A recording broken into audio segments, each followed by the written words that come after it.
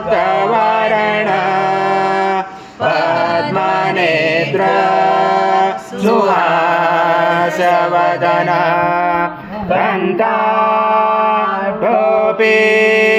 समाना दंडकमंडलोदर कट्याधरशक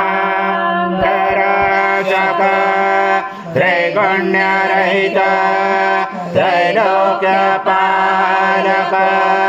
विश्वनायक भक्तवत्सल कलियुगे श्री स्वामी समर्थ अवतारधारक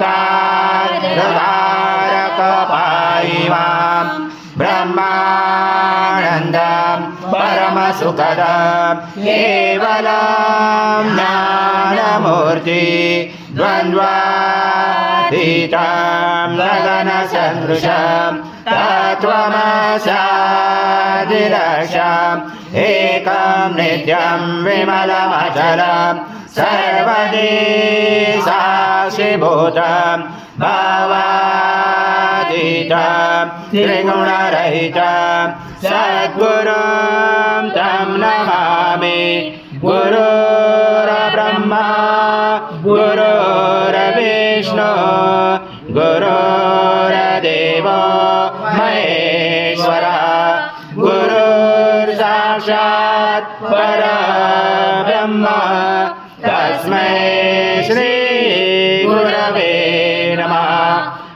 विष्णु सं रुद्र सं इंद्र सं अग्नि सं वायु सं सूर्य सं चंद्रमा सं ब्रह्म भूर्भुवस्वरं गणादि पूर्वमुच्चार गुणादि तदनन्तरम् अनुस्वार परतरार्धिरुचितं तारेण रुचितम् एतत्त्वमनुस्वरूपं गकार पूर्वरूपम् अकारो मध्यमरूपम् अनुस्वार शान्तरूपं बिन्दुरुजरूपं नाद सञ्जानं सहिता सन्धि सैषा गणेश विद्या गणकुरुचेन चोद्गायत्री छन्दा गणपति देवता ओम गणपते नमः।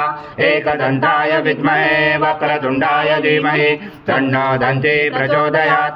एकदन्तं चतुर्दशं पाशमं कुशधारणं हरदं सवर्धं मैसेबिभ्राणं मुचकदजं रक्तं लम्बोदरं शूर्पकर्णकं रक्तवाससं रक्तगन्धानुलिप्ताङ्गं रक्तपुष्पैस्फुजितं भक्तानुकम्पिनं देवं जगत्कारणमुचितम् आविर्भूतं च श्रूयादो प्रकृते पुरुषात् परम् एवं जातनित्यं स योगी योगिनावर नमो बृहस्पते नमो गणपते नमो ब्रह्मस्पते नमस्ते स्थूलम्बोदराय एकदन्ताय विघ्नाशने शिवसूताय श्रीवरदमूर्ते नमो नमः।